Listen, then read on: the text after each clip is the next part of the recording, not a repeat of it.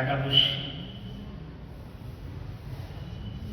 এই একাদশী গোবিন্দের অঙ্গ থেকে আবির্ভাব। একাদশী গোবিন্দের, এই জন্য একাদশী নামটাও কিন্তু গোবিন্দের একটি নাম, আলাদা কিছু নয়। আমাদের সনাতন নামে যত যত ব্রত আছে, বহু ব্রত আমাদের, সর্বশ্রেষ্ঠ ব্রত হচ্ছে শ্রী একাদশী ব্রত। এই যে আমাদেরকে ভাগবত যে কৃপা করেছে, ভাগবত কৃপা না করলে আমরা কেউ এখানে আসতে পারিনি। আমরা মানি বা না মানি,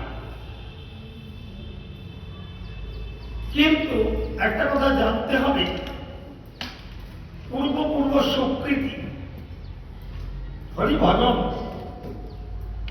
এক হবে, পূর্ব স্বীকৃতি না হলে এ জন্মে কোন সাধু সঙ্গ, কোন সাধু সঙ্গ বলেছে না, লবমাত্র সাধু সঙ্গ সর্বসিদ্ধি।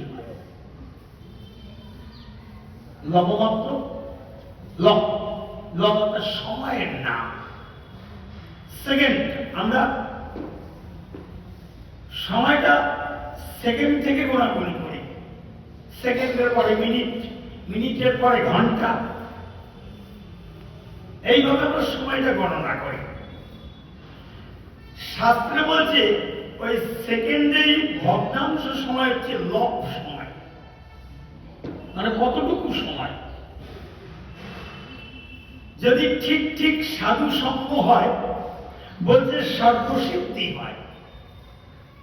সর্বসিদ্ধি কি?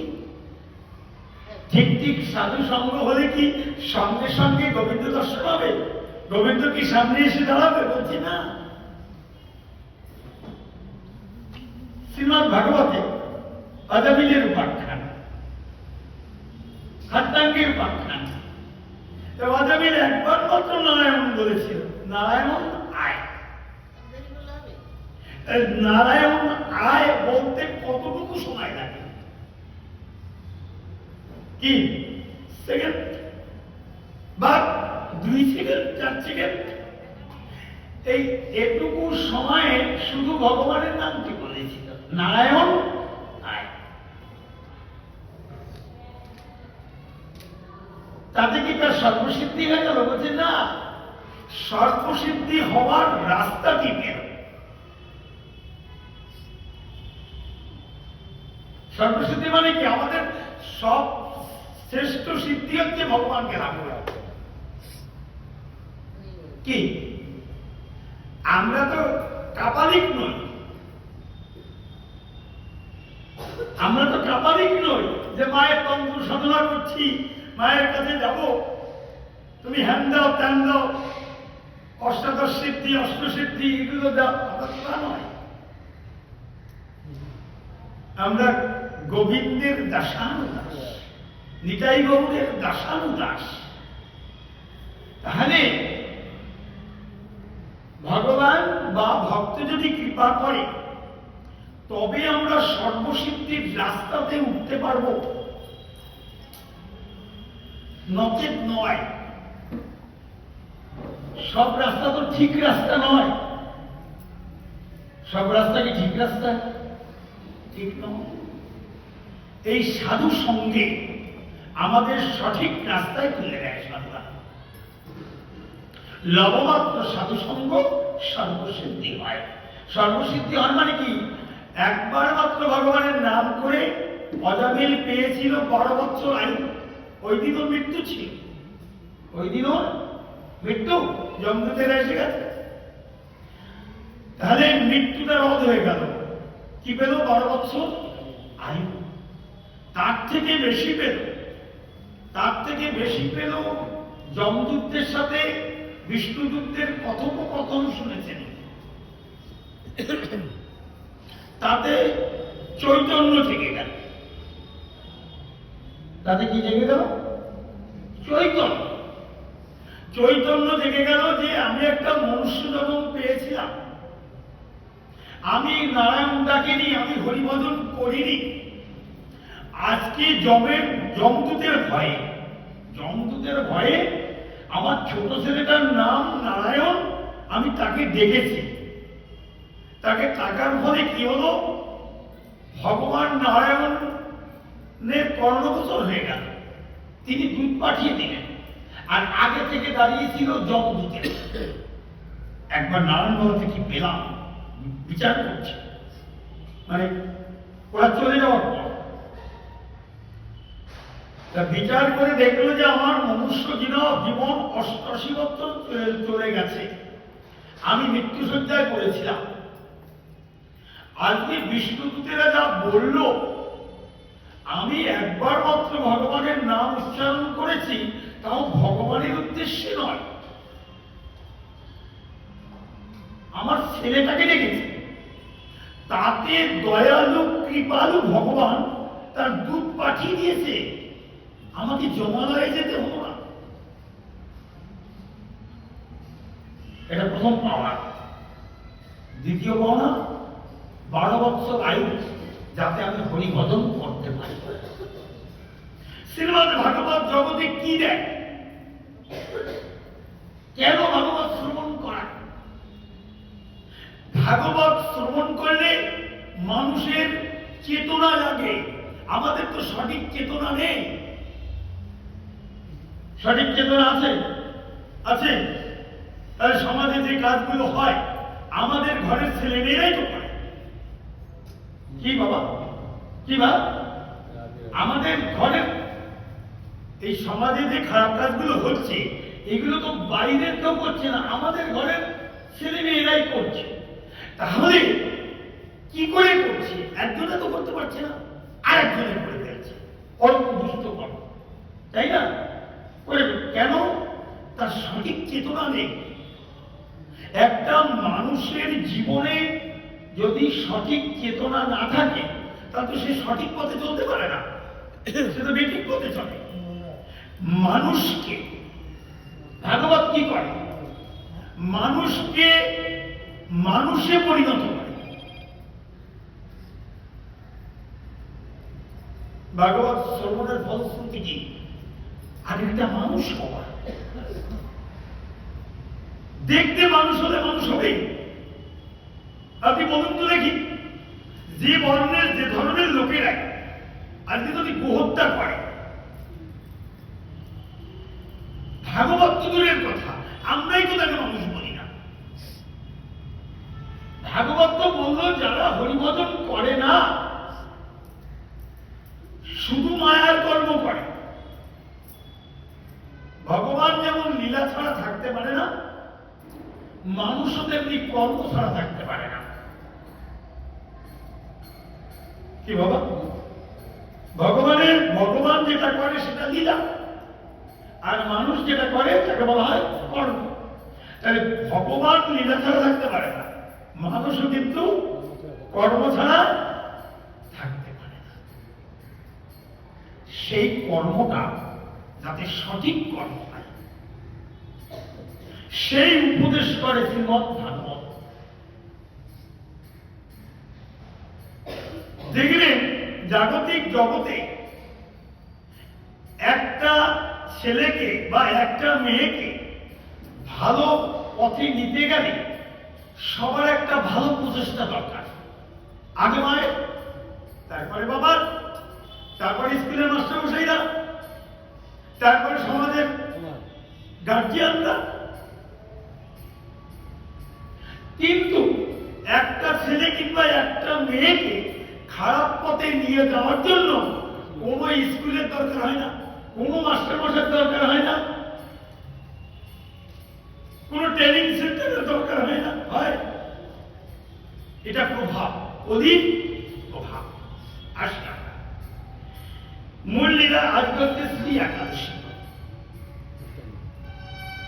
আমি করজোর করি ব্যাসপীঠ থেকে আপনাদের কাছে, সকলের কাছে অনুরোধ করব, ভাগবত বলছে এই কলিতে যারা ভাগবত শ্রবণ করে তিনি নিরামিষ খান আর আমিষ খান, গলায় তুলসীমালা আছে কি নেই? এখন তো ইউনিফর্ম, স্কুলের ইউনিফর্ম, তুলসীমালা আছে কি নেই সেটা বড় কথা না। যারাই কলিতে ভাগবত শ্রবণ করে তারাই জগতের সর্বোত্তম ভক্ত। প্রেম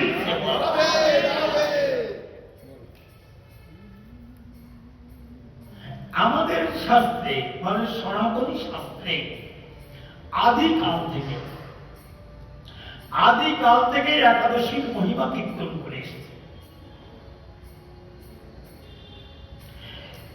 যাই হোক, আজকে যে একাদশী তার মহিমাটাকে একটু শ্রবণ করি আমরা, পরবর্তীতে আসা যাবে। আমি সকলের কাছে অনুরোধ করব, যে কথা বলতে চাইছিলাম, যারা ভাগবতের অনুগামী হয়েছেন, যারা নিত্য নিত্য হরিকথা শ্রবণ করেন, তারা কৃপা করে একাদশী ব্রতটা করবেন। কেউ যদি এখানে কৃষ্ণ মন্ত্র না পান, শাক্ত মন্ত্র পেয়েছেন, শৈব মন্ত্র পেয়েছেন, গানপত্য মন্ত্র পেয়েছেন, সৌর মন্ত্র পেয়েছেন, তিনিও একাদশী করবেন। আমি অনুরোধ করলাম। কেন? শাস্ত্রে বলেছে, সর্বশাস্ত্রে একাদশীর দিনে অন্নের মধ্যে পাপ বর্তায়। একাদশীতে কেন অন্ন বর্জ্য? অন্নটা তো বর্জ্য, আর তো আহার আছে। আমরা যেমন আজকে সবজি পেয়েছি, আলু কাঁচকলা পেঁপে দিয়ে, ওই এটা তো নিজে নিষেধ করেনি, বরং গোস্বামীরা প্রেসক্রিপশন করেছেন। আমরা তো রোগগ্রস্ত রোগী, আমরা রোগী, আমরা ভবরোগী, আমরা কৃষ্ণ বহির্মুখ রোগে আক্রান্ত। আমরা কৃষ্ণ না মানুষের 84 লক্ষ জন্মের শ্রেষ্ঠ জন্ম। এই জন্মটা দিয়েছে ভগবত ভজনের লাগে, অর্থাৎ তুমি কৃষ্ণে উন্মুখ হও, কৃষ্ণের দিকে এগিয়ে যাও।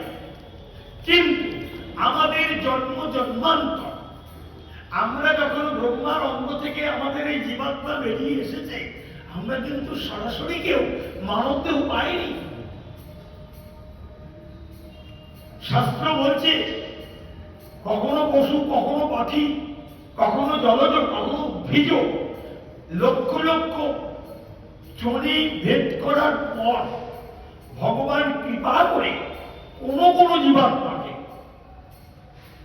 একটা মনুষ্য দেহ প্রদান করে, তাও আবার সনাতন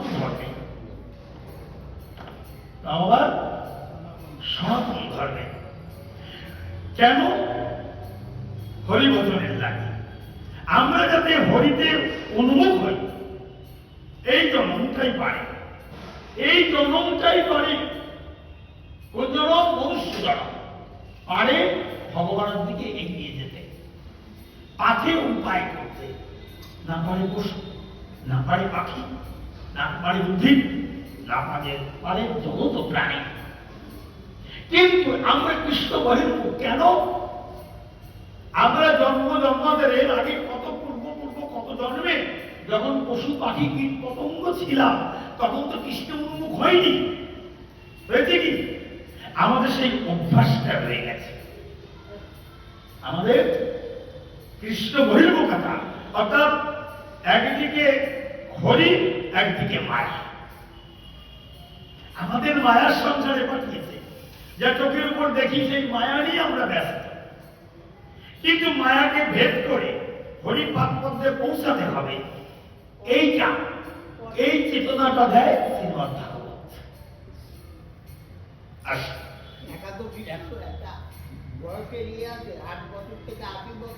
হ্যাঁ, কোন শাস্ত্রে বলেছে 8 বছর থেকে 80 বছর, কোন শাস্ত্র বলেছে 5 বছর থেকে 80 বছর, 5 থেকে 80। 80টা কেন দিয়েছে? এই কলিযুগে আমাদের তো গড় আয়ু 100 বছর, এখন তো আর 100 বছরে কেউ যাচ্ছে না। 100, 200, 300 বছর আগে গেলে তখন 100 উপরে সবাই বয়স পেত। হ্যাঁ, গড়ে 60-70 এরকম এসে যাচ্ছে। হ্যাঁ, সেরকম আমার শ্বশুর ঘরে 103 বছর মারা গেছে। কিন্তু এখন তো হয় না, আর দিন যত এগিয়ে আসবে তত আয়ু কমে যাবে, ক্ষীণ হয়ে যাবে আমাদের পরবর্তী প্রজন্মে। তা কি বলছি, এখনকার যে বয়স, সেই বয়সে 80-র উপরে একাদশী ব্রত করাটা কঠিন, কিন্তু সবার পক্ষে। কিন্তু কি আমার একজন সঙ্গী, ভজন সঙ্গী, উনি কীর্তন পারতেন, উনি খোল বাজাতে পারতেন, উনি তিনরাতের বেলা করতে পারতেন, ছোটবেলা থেকে করে এসেছে। আমার একজন সঙ্গী অন্তত 20 বছর তার সাথে ওঠা বসা হয়েছে। তাই আমি সাধারণত তিনরাতের বেলায় যাই না, তো এবার উনি একটা টিম করে তিনরাতের বেলায় যায়, আর কীর্তন বা ভাগবত বা পঞ্চতত্ত্ব হলে বা ভোগার্থী কীর্তন হলে তখন আমার সঙ্গে থাকতো। প্র্যাকটিক্যাল 84 বছর বয়স, 84 বছর বয়সে সন্ধ্যাবেলায় খোল, শ্রীখোল ঘাড়ে করে নিয়ে সঙ্গীদের নিয়ে তিনরাতের বেলা করে এসে বাড়িতে ঘুমিয়েছে। ভোর রাত্রি 4টের সময় গত হয়ে গেছে। আমি যখন গিয়ে দেখলাম, মনে হয় যেন ঘুমোচ্ছে, তার কোনো রোগ ব্যাধি নেই, তো বিছানায় পড়েনি, রোগ ব্যাধি। এখন যদি আমার প্রাণটা বেরিয়ে যায় তাহলে কি হবে? আপনারা দেখবেন কোথায় তো ঘুমিয়ে আছে। বুঝতে পেরেছেন ব্যাপারটা? তাহলে সবার ক্ষেত্রে নয়। 80 বছর বেঁধে দিয়েছে যারা পারবে না, যারা পারবে না,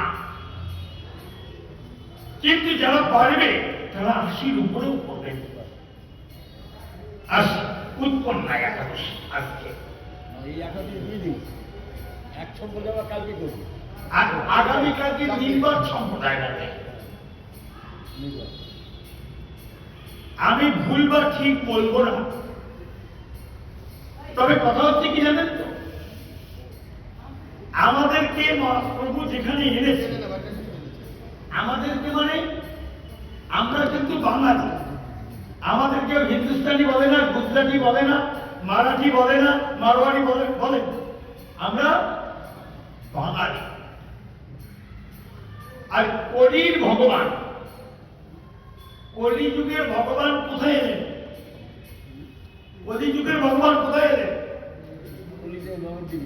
নবদ্বীপে। কলিযুগের ভগবান নবদ্বীপে। তাহলে তিনি তো বাঙালি হয়ে আসলেন। নিতাই গো, সীতারাম বাঙালি, তারা বাংলা ভাষায় কীর্তন করেছে। গোটা পৃথিবীর কাছে, গোটা পৃথিবীর কাছে আমরা কটা বাঙালি? হাতে গোনা কটা বাঙালি। পশ্চিমবাংলায় 10 কোটি, বাইরে 10 কোটি, টোটাল বিশ্বে 30 কোটি। আমি একটা আইডিয়াতে বললাম, কিন্তু মানুষ, মানব জাতি তো 900 কোটির উপরে আছে। তাহলে আমরা কয়টা বাঙালি? কি প্রভু ভাববেন? ঠাকুরের সামনে, নিতাই গৌরের সামনে বসে ভাবতে হবে। তাহলে আমাদের ঘরের ঠাকুর, আমাদের ঘরের ঠাকুর হচ্ছে নিতাই গৌর, আমাদের ঘরের ঠাকুর হচ্ছে নিতাই গৌর। তাহলে আমাদের ঘরের ঠাকুর কলিযুগের ঠাকুর। আমরা কলিতে আছি, আমরা বলতে পারবো না আমরা সত্য যুগে আছি, ত্রেতা যুগে আছি, নিরাপদ যুগে আছি। আমরা কোন যুগে আছি? কলিযুগে। কলির ভগবান, কলিযুগের ভগবান আমাদের ঘরের ছেলে হয়ে,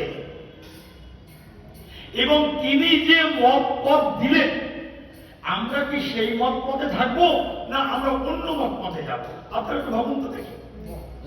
ঠিকই, একই আমরা দুটো, একই কিন্তু 2 দিনে করছি।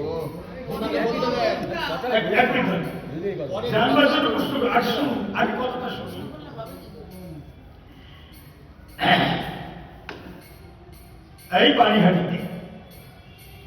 এই পানিহাটিতে গিয়ে একদিন আমরা, পানিহাটি প্রভু অনেকবার নিয়েছেন। একবার বাংলাদেশ থেকে আমাদের এক শ্রী গুরুদেব আসলেন, আমার সঙ্গীত গুরুদেব, একই গুরুদেবের, আমাদের মানে একই পরিবার, আমরা ঠাকুর নরতন্ত্র পরিবার, অনিত্যানন্দ পরিবার বললে হয়। ওই গৌরীয় মঠ নিয়েছিলাম আমরা ওনার সব থেকে। সেইখানে গিয়ে বললাম, এই যে মতভেদ, একাদশী, আজকে আছে, কালকে আছে। এখন বলে কি প্রভু আমরা গৌড়ীয় মঠ থেকে বলি, গৌড়ীয় মঠ থেকে বলি, একটা বাঙালি হয়ে নাশ করে। বলুন তো দেখি, আমি আমাদের মতো এইরকম ভাগবত বক্তা হাজারো লক্ষ বাঙালি সবাই বলছে কলিযুগের ভগবান নিতাই গৌর, সীতারাম কলিযুগের ভগবান। আপনারা বলুন তো দেখি, কারণ এটা একটা ওপেন সভা তো, এখানে আমি বলতে চাই না, কিন্তু আপনি জানতে চাইলেন, বললেন তাই বললাম। বলুন দেখুন তো, মহাপ্রভু আসবার পর, নিতাই গৌর আসবার পরে অন্তত আমার তো জানাশুনো 10-15টা ভগবান এখন আছে, নাম বলবো না, কিন্তু শাস্ত্রে তো প্রমাণ নাই। প্রমাণ্য গ্রন্থে থাকতে হবে তো। কি প্রভু, আমাকে একজন ক্যান্সার সারিয়ে দিল, ক্যান্সার কেন? আমি একদিন এখানে বলেছি, মানুষ সৃষ্টি করলেও, মরা মানুষ বাঁচিয়ে দিলেও সে ভগবান নয়। মরা মানুষও যদি বাঁচিয়ে দেয়, মানুষ নতুন একটা সৃষ্টি করে, সেও কিন্তু ভগবান নয়। ভগবান চেনা যায় চরণে, ভগবান চেনা যাবে চরণে। জগৎ ভগবত স্বরূপ এই জগতে এসেছে শ্রীমদ ভাগবতের 24 অবতার। তারপরে প্রেমের অবতার হচ্ছে যশোদানন্দন, ওটা কিন্তু 24 অবতারের মধ্যে নয়। আর সচিনন্দন, গৌরহরি, এটা কিন্তু 24 অবতারের মধ্যে নয়, এগুলো 24 অবতারের বাইরে। প্রত্যেকের কিন্তু চরণ চিহ্ন আছে। ঈশ্বর ঈশ্বরী, পরমেশ্বর পরমেশ্বরী, প্রত্যেকের চরণ চিহ্ন আছে। কিন্তু আপনি মণি ঋষি থেকে শুরু করে যারা যারা দুর্বাসা একটা জটা ছিঁড়ে ফেলে দিয়ে ওষুধ সৃষ্টি করে দিল, করো না অম্ব ঋষিকে সাহায্য করার জন্য? না, দুর্বাসা ভগবান নয়, কৃষ্ণ ভগবান, রাম ভগবান, বলরাম ভগবান। ভগবান জানতে হবে। এবার বলছে প্রভু কি বলবো গৌরীয় মঠ থেকে, বললে যদি না বোঝে, কারণ শ্রীমান মহাপ্রভু বলেছে কোন মানুষকে তোমার ভালো লাগে তুমি শ্রদ্ধা করতে হয়, করো গুরু রূপে, মহাপুরুষ রূপে, সিদ্ধ মহাত্মা রূপে। এই যেখানে শ্রী গুরুদেব, এই যে শ্রী গুরুদেব অঙ্কার কি আছেন, ওনাকে গুরুরূপে সেবা পূজা করতে পারেন আপনারা, সিদ্ধ মহাত্মা রূপে সেবা পূজা করতে পারেন। কিন্তু কেউ যদি ভুল করে ওনাকে গোবিন্দের আসনে বসান, কেউ যদি ভুল করে ওনার চরণে তুলসী দেন, তিনি ভুল করবেন, তার অধগতি হবে, তার অধগতি হবে। গুরুদেবেরও কিছু হবে না, ভগবানেরও কিছু হবে না। মানুষ যদি না বোঝে, এইটা বোঝাবার জন্যই ভালো। এইটা কি ভগবান, কার ভজনা করবে, কার ভজনা করলে আমরা কি পাবো, এইটা জানাবার জন্যই ভগবানের বাংলায় রূপ শ্রীমদ ভাগবত মহাপুরাণ।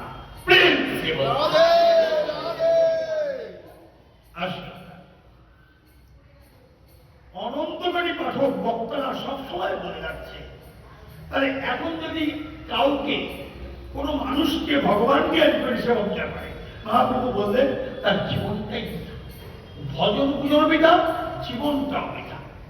কোন মানুষকে ভগবান জ্ঞান করে সেবা পূজা করা যাবে না। প্রশ্ন রাখছেন অর্জুন।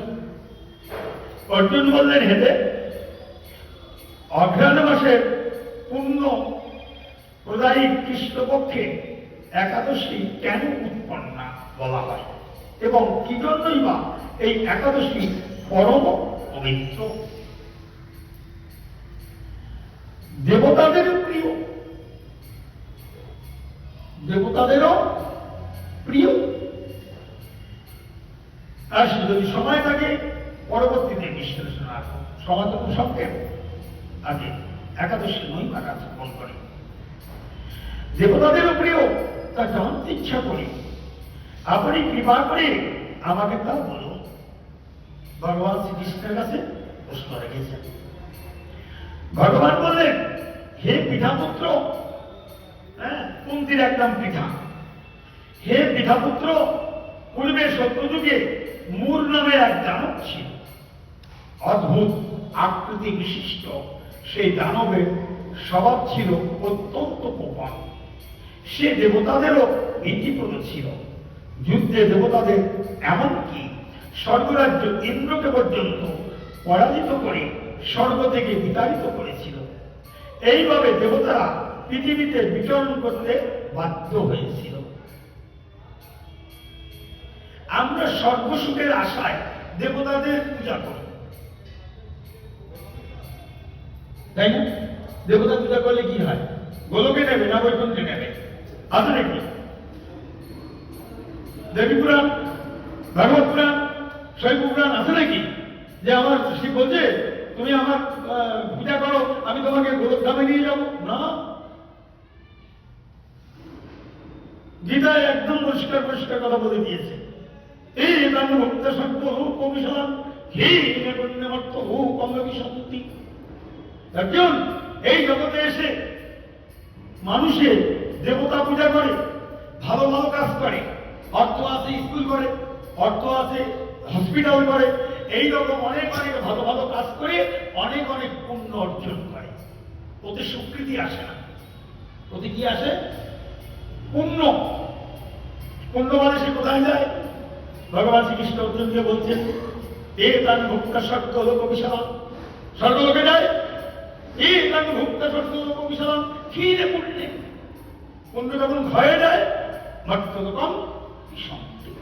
অর্থে অর্জুন বুঝে জানি তুমি নিশ্চিত করে জেনে রাখো নবে ভক্ত মনস্বতী, আমার ভক্তের বিনাশ নাই। বিনাশ নাই মানে কি? দেহের বিনাশ নাই। দেহের কথা বলেনি, আত্মার তো বিনাশ নাই। আজকে যে হরিকথা বলে, হরিকথা শ্রবণ করে আমরা যে পাথে উপায় করব সুকৃতি, এইটার কোনো ভয় ক্ষয় নেই, পুণ্যের ভয় আছে। তা কি বললেন? তাহলে এখানে বেশি বিশ্লেষণে গেলাম না। তা স্বর্গে এত যদি সুখ ভগবান নিজেই বললেন, তাহলে আজকে স্বর্গবাসীদের দৈত্যরা তাড়িয়ে দিয়েছে, মর্তে বনে বনে বিচরণ করতে হচ্ছে কেন? কি বলবো? আমার প্রশ্ন ভাগবতের 3য় স্কন্ধে আছে, বৌদ্ধ আছে স্বর্গে, অশ্বিনী কুমার রায় স্বর্গে বৌদ্ধ, যাদের অগ্রসে নকুল আর সহদেবের জন্ম। পঞ্চপাণ্ডবের নকুল আর সহদেব দুই ছোট তো, এই দুজন ছোট না? এই দুজনের জন্ম কারো অগ্রসে অশ্বিনী কুমার রায়, দেখবেন লেখা আছে। এই জন্য ওই নকুল আর সহদেব একজন ছিল পশুর ডাক্তার, একজন ছিল মানুষের ডাক্তার। এই জন্য ওদের বড় মাসে অসুবিধা হয় নাই। আর তত তো জড়িবুটি, তার মধ্যে অ্যালোপ্যাথিক নয়, বনে জড়িবুটি পেয়েছে। ওদের হাত পা কেটে গেলে কোনো সমস্যা হলে ওই দুই ভাই চিকিৎসা করে ভালো করে দিয়েছে। আসে যদি কোনোদিন মহাভারত প্রভু আস্বাদন করায়, হ্যাঁ দেখবেন মহাভারত পর আস্বাদন করে কি লীলা প্রকাশ করেছে পঞ্চপাণ্ডবকে দিয়ে ভগবান শ্রীকৃষ্ণ। আসে তাহলে আমার প্রশ্ন যেটা ছিল, তা স্বর্গে যদি রোগ না থাকবে তাহলে বৌদ্ধের কি প্রয়োজন? আমার একটা কথা উত্তর দেন। এ জগতে কারো কোনো রোগ নেই, তাহলে ডাক্তার সৃষ্টি হতো? ডাক্তার লাগতো কারো? ডাক্তারি পড়াশোনা করতো? তাহলে স্বর্গে যদি খালি সুখ আর সুখ, দুঃখ নেই, রোগ নেই, শোক নেই, তাপ নেই, জ্বালা নেই, তাহলে বৌদ্ধ কেন? আমার প্রশ্ন আপনারা দেবেন। আসি আমি, তাহলে কি করলো? এবার মনে মনে করো হ্যাঁ সবসময় সুখ নয়। তখন দেবতারা মহাদেবের কাছে গিয়ে নিজেদের সমস্ত দুঃখ বিস্তার ভাবে জানালেন। শুনে মহাদেব বললেন, হে দেবরা, যেখানে শরণাগত বৎসল জগন্নাথ গরুধ্বজ বিরাজ করছেন, তোমরা সেখানে যাও। দেখছেন? তার মানে দেবাদিদেব মহাদেব সর্বেসর্বা নয়। দেবাদিদেব একটা সমস্যায় পড়ে দেবতারা মহাদেবের কাছে গেছে। মহাদেব যদি সর্বেসর্বা হবে তাহলে তিনি আমার ভগবানের কাছে পাঠাবেন কেন? তিনি তো সমাধান করিয়ে দিতে পারতেন। তাতেও বোঝা যাচ্ছে মহাদেব সর্বসর্বা নয়, এটা লীলা, লীলাতেই বুঝতে হবে। মহাদেব বলছে তোমরা জগন্নাথের কাছে যাও, ভগবানের কাছে যাও, গরুধ্বজ মানে নারায়ণের কাছে যাও। তিনি আশ্রিতদের পরিত্রাণকারী। কি বলছে মহাদেব ভালো শুনে? যারা ভগবানের চরণ আশ্রয় করে, আশ্রয় করিয়া ভাবে তারি কৃষ্ণ নাহি যাবে, আর সব মরে।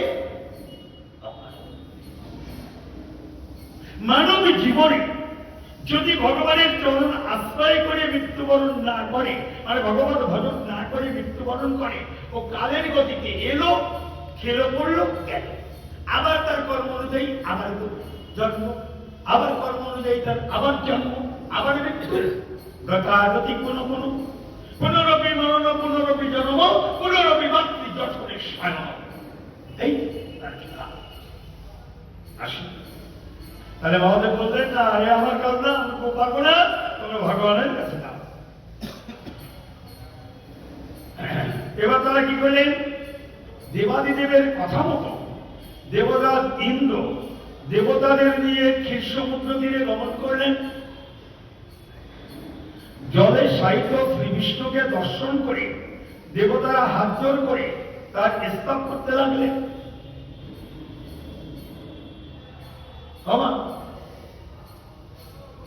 আমরা তো দুইখান টাকা দেখলে মানুষকে মানুষ জ্ঞান করি না। ইন্দ্র স্বর্গের রাজা, আমাদের মোদীবাবু নয়, আমেরিকার প্রেসিডেন্ট নয়। কোথাকার রাজা? স্বর্গের রাজা। তার চোখে জল, এখন ক্ষীরোদশাহী সাগরের তীরে গিয়ে কাঁদছে আর ভগবানকে ডাকছে। তাহলে আমাদের কি করতে হবে?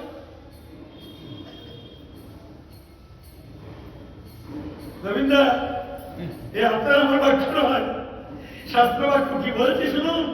ইন্দ্র কাঁদছে, চেঁচে পড়লে না, সবাইকেই ভগবানকে ডাকতে হয়।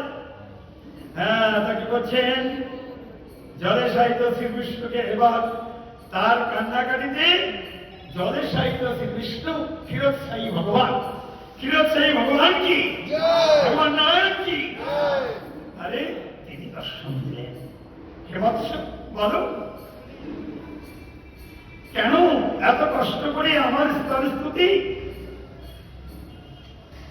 স্তুতির মাধ্যমে নিজ নিজ দৈন্য দুঃখের কথা তারা ভগবানকে জানালেন। অনেকে বলে দেখবেন, দুঃখে পড়ে ভগবানকে ডেকো না, ভালো সময় ডাকো নাই, তোমার ডাক শুনবে না। এটা গ্রাম্য কথা, গ্রাম্য বার্তা, এটা শাস্ত্র বার্তা নয়। শাস্ত্র বলছে তুমি ভালোয় থাকো, মন্দে থাকো। শ্রীমান মহাপ্রভুই বললেন নিরন্তর করো তুমি কৃষ্ণ নাম সংকীর্তন। এক কৃষ্ণ নাম আবাসে তোমার পাবদোষে যাবে, আর কৃষ্ণ নাম হইতে কৃষ্ণ করো। সর্বশ্রেষ্ঠ উপায় কৃষ্ণ নাম। কৃষ্ণকে পাওয়ার 64 প্রকারের মধ্যে সর্বশ্রেষ্ঠ উপায় হচ্ছে নাম সংকীর্তন। এই বলিতে আসি, তাকে বললেন ইন্দ্রের কথা শুনে ভগবান নারায়ণ বললেন, হে ইন্দ্র, সেই মূল দানব কি রকম, সে কেমন শক্তিশালী তা আমায় বলো। ভগবানের লীলা। মূল দানব কার সৃষ্টি? দানব কার সৃষ্টি? হ্যাঁ, দেবতাই বা কার সৃষ্টি? নরই বা কার সৃষ্টি? ভগবান জানে না? সব জানে। তো বলি না কেমন দেখতে? ইন্দ্রকে জিজ্ঞেস করলেন কতটা শক্তিশালী। ইন্দ্র বললেন, হে ভগবান, প্রাচীনকালে ব্রহ্মবংশে তালজঙ্ঘা নামে এক অতি পরাক্রমী অসুর ছিল। তারই পুত্র সেই মুখ অত্যন্ত বলশালী, ভীষণ উৎকট ও দেবতাদেরও ভয় উৎপাদনকারী। সে চন্দ্রাবতী নামে এক পুরীতে বাস করে স্বর্গ থেকে আমাদের বিচারিত করে তার স্বজাতি কাউকে রাজা কাউকে অন্যান্য দিকপাল রূপে প্রতিষ্ঠিত করে এখন সে দেবলোক সম্পূর্ণ অধিকার করেছে।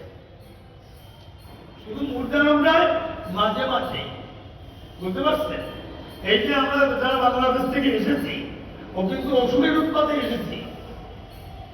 ব্যাসপীঠে বসে বলছি মুসলমান মানে অসুরকুল। শাস্ত্র বলছে, আমি বলছি না। মুসলমান মানে অসুরকুল। এখনো বাংলাদেশে, শুধু বাংলাদেশে নয়, পাকিস্তানে বা যেখানে যেখানে সংখ্যালঘু হিন্দু আছে, ওরা দেখবেন সরকার থেকে স্টেপ নিলেও গোপনে গোপনে হিন্দুদের মন্দির পোড়াবে, বাড়ি পোড়াবে, সম্পদ লুট করবে, নারী মেয়েদের, হিন্দুদের মেয়েদের হরণ করবে। কোনোদিন শুনবেন না হিন্দুরা কোনো দেশে কোনো জায়গায় গিয়ে মুসলমানের মসজিদে আগুন লাগিয়েছে। আমি তো এখনো 63-64 বছর বয়সে এখনো শুনলাম না। আপনারা শুনেছেন? না, এটা অসুরদেরই কাজ, এটা দেবতাদের কাজ না। আমরা যদি শাস্ত্র দেখি, এই মেয়েরা কোথা থেকে এসেছেন, আপনাদের মধ্যে কার অংশ রয়েছে, আমরা বাবা আমাদের মধ্যে কার অংশ রয়েছে, সত্যি যদি ভাবি শাস্ত্র যা বলেছে, তাহলে আমরা এই হাতে কোনো খারাপ কাজ করতে পারবো না। আসি, অত বিশ্লেষণে যাওয়া যাবে না। এখানে কি বলছে একাদশীর কথায় আসি। হিন্দুদের কথা শুনে ভগবান দেবদ্রোহীদের প্রতি অত্যন্ত ক্রোধান্বিত হলেন। দেবতাদের দ্রোহী অর্থাৎ দেবতাদের যারা দুঃখ দিচ্ছে অর্থাৎ মূল, তার প্রতি অত্যন্ত ক্রোধান্বিত হলেন। তিনি দেবতাদের সঙ্গে চন্দ্রাবতী পুরীতে গেলেন। সেই দৈত্যরা শ্রী নারায়ণকে দর্শন করে পুরো গর্জন করতে লাগল। দেবতা ও অসুরের মধ্যে তুমুল যুদ্ধ শুরু হয়ে গেল। যুদ্ধে দেবতারা পরাজিত হয়ে এদিক ওদিক পালিয়ে গেল। বুঝতে পারছেন? অসুরের এতটাই বল, দেবতারা পারছে না, যুদ্ধক্ষেত্র থেকে পালিয়ে যাচ্ছে। তখন যুদ্ধক্ষেত্রে শ্রী নারায়ণকে একা দেখে সেই দানব তাকে দাঁড়াও দাঁড়াও বলতে লাগল। ভগবানও ক্রোধে গর্জন করে বললেন, রে দুরাচার দানব, আমার বাহুবল দেখো। এই বলে অসুরপক্ষীয় সমস্ত যোদ্ধাদের দিব্য বাণের আঘাতে নিহত করতে লাগলেন। তখন তারা প্রাণ ভয়ে নানা দিকে পালাতে লাগলেন। সেই সময় নারায়ণ দৈত্য সৈন্যদের মধ্যে সুদর্শন চক্র নিক্ষেপ করলেন। চেষ্টারে কাকে ব্যবহার করেন? সুদর্শন। অনন্তকারী ব্রহ্মাণ্ডে যত যত অস্ত্র আছে, সর্বশ্রেষ্ঠ অস্ত্র, সর্বশ্রেষ্ঠ বলশালী অস্ত্র হচ্ছে সুদর্শন। ভগবানের হাতে সুদর্শন চক্র। ফলে সমস্ত সৈন্য ধ্বংসপ্রাপ্ত হল। একমাত্র মূল অসুরই জীবিত ছিল। সে অস্ত্রযুদ্ধে নারায়ণকে পরাজিত করল। অসুররা সব নিহত হল বটে, কিন্তু মূলের কাছে ভগবানও পরাজিত বলে। কেমন নাটক!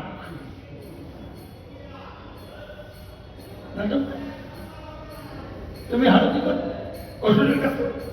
তুমি তো বলেছ অহং ভক্ত পরাধীন, আমি ভক্তের কাছে হেরে যাই। বিশ্বের কাছে হেরে গেছিল না কি বাবা?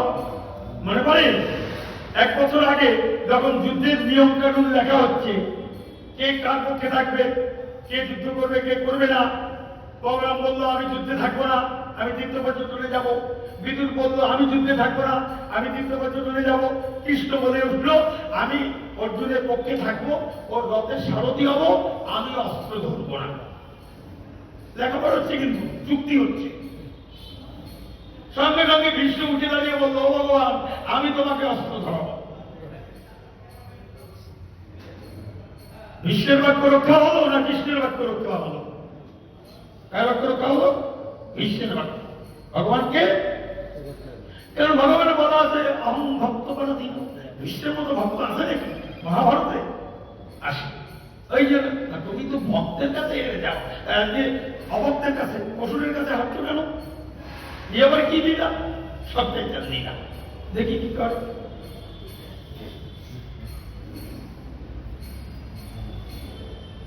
তখন ভগবান যখন যুদ্ধে হেরে গেলেন, তখন শ্রীহরি বিশেষ চিন্তান্বিত হয়ে বদ্রিকা আশ্রমে গমন করেন। সেখানে সিংহাবতী নামে একটি গুহা আছে। এই গুহাটি এক দ্বার বিশিষ্ট এবং 12 যোজন অর্থাৎ 86 মাইল এখানে দিয়েছে। 12 যোজন মানে 86 মাইল। ভগবান বিষ্ণু সেই গুহার মধ্যে শয়ন করলেন। সেই দৈত্য তার পিছন পিছন ধাবিত হয়ে গুহার ভিতরে প্রবেশ করল। সে বিষ্ণুকে নিদ্রিত বুঝতে পারল, অত্যন্ত আনন্দিত হয়ে ভাবতে লাগলো, আমার সাথে যুদ্ধে পরাজিত হয়ে বিষ্ণু এখানে গোপনে শুয়ে আছে, এখন আমি তাকে অবশ্যই বধ করব। দানবের এইরকম চিন্তার সঙ্গে সঙ্গে শ্রী বিষ্ণুর শরীর থেকে একটি কন্যা উৎপন্ন হল। এই কন্যাই উৎপন্না একাদশী। উৎপন্না একাদশী কি? উৎপন্না একাদশী কি? একাদশী ব্রত কি? আবরী ব্রত আমাদের জন্ম জন্মান্তরের পাপ তাপ বিনাশ করে এই ব্রত। এই জন্য ব্রতটা দিলেন ভগবান। তাহলে ভগবানের অঙ্গ থেকে আজ যে একাদশী পুজো, এই জন্য উৎপন্ন হলো বলে নাম উৎপন্না। এই কন্যাই উৎপন্না একাদশী। তিনি রূপবতী, সৌভাগ্যশালিনী, দিব্য অস্ত্র শস্ত্র ধারিণী ও বিষ্ণু তেজ সম্ভুতা বলে পরাক্রমশালী ছিলেন। কি বলেন? মানে তার আর শক্তির শেষ নেই। বিষ্ণুর অঙ্গ থেকে শক্তি পেয়েছে, বিষ্ণু হেরে গেছে।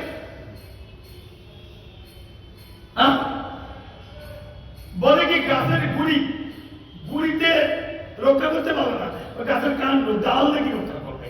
করবেও তাই, ঠিকই দিনা। হ্যাঁ, ভগবান পারলেন না।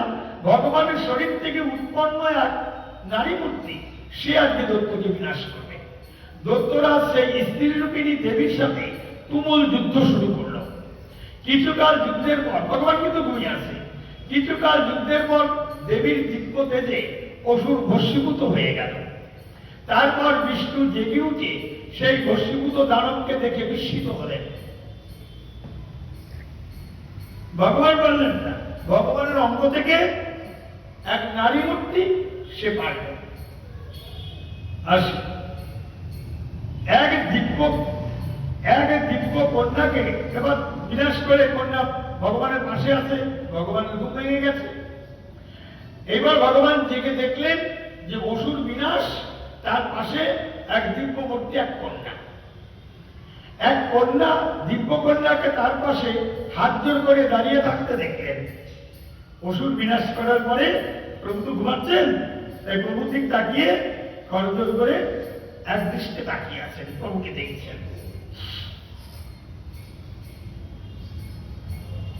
বিষ্ণু বললেন, ভগবান উঠে এবার বলছে, হে মহাপ্রাক্রান্ত উগ্রমূর্তি, এই মূল দানবকে কে বধ করল? যিনি একে হত্যা করেছে তিনি নিশ্চয়ই প্রশংসনীয় কর্ম করেছে। সেই কন্যা বললেন, হে প্রভু, আমি আপনার শরীর থেকে উৎপন্ন হয়েছি। আপনি যখন ঘুমিয়েছিলেন তখন এই দানব আপনাকে বধ করতে উদ্যত হয়েছিল, তা দেখে আমি তাকে বধ করেছি। আপনাদের কৃপাতে আমি তাকে বধ করতে পেরেছি। ভগবানকে কল্লোল করে বলছি, প্রভু, আমার মধ্যে যে শক্তি সেটা আপনারই। আমাদেরও সকলকে ভাবতে হবে, আমাদের মধ্যে যে শক্তি 80 বছর 83 বছরের বয়সে হেঁটে এই যে পাঠ কীর্তনে আসছি, চলছি ফিরছি, 60, 70, 75 বছর বয়সে, বলে, তার দেওয়া শক্তি, তিনি এখনো আমাদের প্রতি কৃপালু। কত জোরে গিয়ে দেখুন না কোয়ায় পড়ে যাচ্ছে, করছে না? এখনো যে শক্তিটা দিয়েছে রেখেছে, এটাও ভগবানের কৃপা।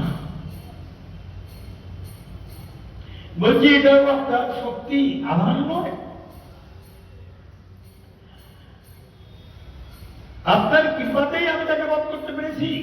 এ কথা শুনে ভগবান বললেন, আমার পরাশক্তি, তুমি একাদশীতে উৎপন্ন হয়েছ, তাই তোমার নাম হবে একাদশী। আমি এই ত্রিলোকে দেবতা ও ঋষিদের অনেক বর প্রদান করেছি। এই মধ্যে তুমিও তোমার মনমতো বর প্রার্থনা করো, আমি তোমাকে তা প্রদান করব। একাদশী বললেন, হে দেবেশ, হে ভগবান, ত্রিভুবনের সর্বত্র আপনার কৃপায় সর্ববিঘ্ন নাশিনী ও সর্বদায়িনী রূপে যেন পরম পূজ্য হতে পারি। এই পূজ্য কারা হয়? যারা জগতে ভালো কাজ করে। আমি যেন পূজ্য হতে পারি সদা সর্বক্ষণ, ভালো কর্মে রত থাকি, এই বিধান করুন। আপনার প্রতি ভক্তি বশত যারা শ্রদ্ধা সহকারে আমার ব্রতে উপবাস করবে, তাদের সর্বসিদ্ধি লাভ হবে। প্রথমে বলেছিলাম করজোর করে যারা ভাগবতের অনুবাদ ভাগবত শ্রবণ করছেন, অন্তত একাদশী ব্রতটা করুন। না হলে কি হয় জানেন তো, এই একাদশী ব্রতে অন্ন খেয়ে আজ পাপ দিয়েছি, আবার কালকে হরিনাম করে পাপ কাটাচ্ছি। তার মানে কি হলো? কলসি রেখেছি, উপর দিয়ে দুধ ঢালছি আর তলা দিয়ে বেরিয়ে যাচ্ছি, তীব্র। বুঝতে পারছেন?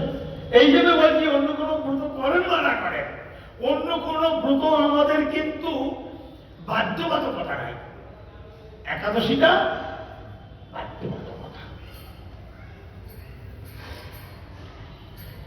এইবার প্রদান করুন, যারা এই একাদশীতে ব্রত উপবাস করবে তাদের যেন সর্বসিদ্ধি না হয়। আশীর্বাদটা ভগবানের কাছ থেকেই নিচ্ছেন। বিষ্ণু বললেন, হে কল্যাণী, তাই হোক, উৎপন্ন নামে প্রসিদ্ধ তোমার ব্রত পালনকারীর সমস্ত ইচ্ছা পূর্ণ হবে। সব দেয় ভগবানের নাম, ভগবানকে ভালোবাসলে, ভগবান ভজন করলে জাগতিক জগতের সব তো দেয়। তিনি নিজের প্রিয়সী রাধারানী, না লক্ষ্মী নয়, রাধারানীকে আয়ান দিয়ে পাঠিয়ে দিলেন ভক্তের মনোবাসনা পূর্ণ করার জন্য।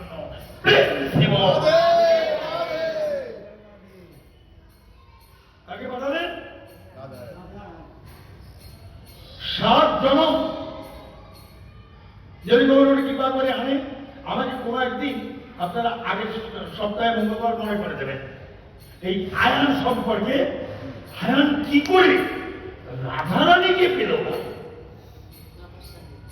ভক্ত ছাড়া তো পায় না। তাহলে কি কত কঠোর তপস্যা করেছিলেন রাধারানীকে গিয়ে পত্নীরূপে পাওয়ার জন্য। আসি একদিন আস্বাদন করা যাবে। গ্রন্থ আছে আমাদের, গল্প নয়, গ্রন্থ আছে।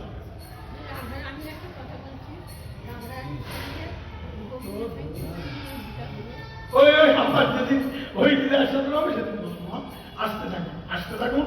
হ্যাঁ, আমার যেদিন বার্তাকে সেদিন মিস করবেন না। আর প্রশ্ন আগের দিন রাখবেন, আমি পরের দিন যতটা সম্ভব সমাধান করার চেষ্টা করব। আসেন, কি বলছি? হ্যাঁ, একাদশী হে দেবেশ, তাহলে হে কল্যাণী, তাই হোক। ভগবান আশীর্বাদ করলেন, উৎপন্ন নামে প্রসিদ্ধ তোমার ব্রত পালনকারী সমস্ত ইচ্ছা পূর্ণ হবে। তুমি তাদের সকল মনোবাসনা পূর্ণ করবে, এতে কোনো সন্দেহ নেই। আজ আমি আশীর্বাদ করলাম একাদশীকে।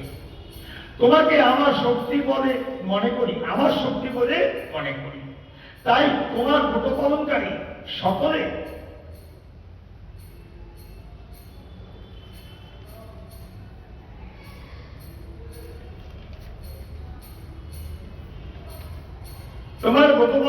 সকলেই আমার সেবা করবে। এর ফলে তারা মুক্তি লাভ করবে। তুমি হরিপ্রিয়া নামে জগতে বিখ্যাত হবে। তুলসী কৃষ্ণ প্রেয়সী না একাদশী হরিপ্রিয়া, এইরকম হরি অত্যন্ত প্রিয় তুলসীর মতো। এরা এক স্টেজে আছে, এক ক্লাসে। তাহলে এর ফলে তারা মুক্তি লাভ করবে। তুমি হরিপ্রিয়া নামে জগতে বিখ্যাত হবে। তুমি ব্রত পালনকারী, শত্রু বিনাশ, পরম গতি দান এবং সর্বসিদ্ধি প্রদান করতে সমর্থ হবে। দেখুন কি কি আশীর্বাদ করছে, একাদশী করলে কি কি পাবে। ভগবান বিষ্ণু এইভাবে উৎপন্না একাদশীকে বরদান করে অন্তর্হিত হলেন। একটা লীলা, ভগবানের অঙ্গ থেকে একাদশীর আবির্ভাব। একাদশী তিথিতে কি হবে, একাদশী তিথিটা ব্রতটা আমরা কেন পালন করব? এই জন্যই একাদশীর দিনে সমস্ত গোহত্যা, ভ্রূণ হত্যা, নারী হত্যা, গোহত্যা, এইরকম যত বড় বড় পাপ সমস্ত আজকে অন্যের মধ্যে থাকে। আজকে দেখুন অনেকে কিন্তু হরিভজন করে, সে শ্যাম ভজক আর রাম ভজক, নিতাই ভজক আর গৌর ভজক, ভগবান তো। তাহলে ভগবান ভজনার পরে সে জীবনে গিয়ে দুঃখ কষ্ট কিংবা রোগ শয্যায় কেন পড়ে জানেন?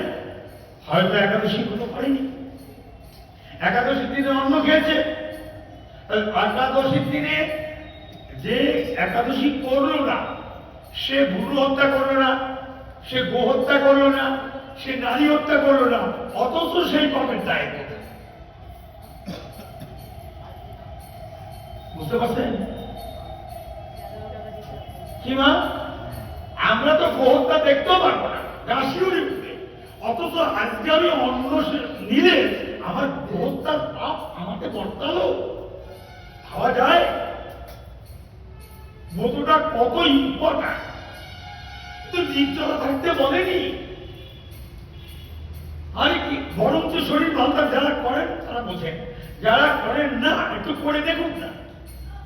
আমি তো বলে দিচ্ছি, তাহলে সাবু সামা নিলেন না, আলু কাঁচকলা পেঁপে দিয়ে সবজি বানালেন, পেট ভরে সবজি দিন, দুধ দিন, ফল দিন, কাজু দিন, কিশমিশ দিন, কত ভিটামিন আছে। বরঞ্চ 15 দিন অন্তর একটা দিন যদি ওই অন্ন বা রুটি ইত্যাদি না দিয়ে এইরকম একটু হালকা খাবার দেওয়া যায়, তাহলে শরীরটা দেখবেন চমনে থাকবে। রাধে রাধে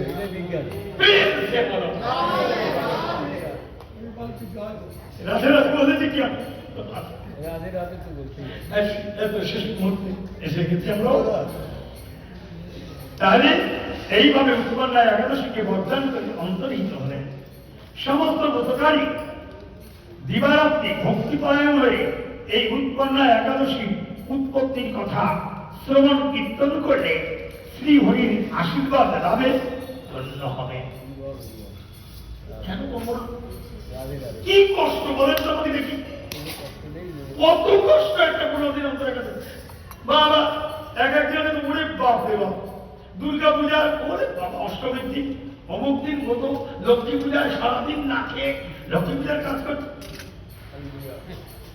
ওরা কিন্তু বাধ্যবান কথা নয়, ওরা যারা নিরামিষ প্রসাদবাদী, একবার যদি নিরামিষ প্রসাদবাদী হতে পারেন, জানেন আপনি কতটা এগিয়ে গেলেন। আপনি ভগবানের যে কোনো কাজ করবেন, আপনি প্রসাদ খেয়ে করবেন, কোনো দোষ নেই। আপনি বাড়িতে ভগবানের অন্ন ভোগ লাগিয়ে এক থালা অন্নভোগ প্রসাদ পেয়ে আপনি কন্যাদান করুন, কোনো সমস্যা নেই। কাদের উপোস থাকতে হয়? যারা আমিষ নেয়। একটা ব্রত করতে গেলে আগের দিন সংযম করতে হয়, কাদের করতে হয়? যারা নিত্য প্রসাদ পায় না তাদের করতে হয়, আমাদের নয়। যারা নিত্য অন্ন প্রসাদ পান তাদের কোনো ব্রতে কোনো সংযমের প্রশ্ন নেই। এই সংযম রঞ্জন লেখা রয়েছে কিসের জন্য? যারা আমিষ নেয়, যারা এখনো প্রসাদ নিত্য নেয় না, সে যদি কন্যাদান করে আগের দিন সংযম, পরের দিন উপোস। তাহলে যারা নিত্য প্রসাদবান তারা অনেক 10 কদমে গিয়ে আসতে গেল যাবে না। যাকে তবু আজকে শ্রী একাদশী মহিমাটা উৎকন্যা একাদশী মহিমা আস্বাদন করা গেল। আজকে যারা শ্রবণ এবং কীর্তন অর্থাৎ আমার বদন দিয়ে ভগবান বলালেন, আমি এবং আপনারা সকলে শ্রবণ করলাম, এতে আমরা কি পাবো? না, যা চাইবেন পাবেন, উলট পালট চাইবেন না। সবাই করজোর করুন, সবাই করজোর করুন, সবাই চোখ বন্ধ করে ভগবান শ্রীকৃষ্ণকে স্মরণ করে বলুন, হে ভগবান, হে ভগবান, তোমার অঙ্গ থেকে উৎপন্ন এই একাদশী ব্রত আজকে কলিযুগে এই দেহ নিয়ে যথাসম্ভব ব্রতটা পূর্ণ করার চেষ্টা করেছি মাত্র।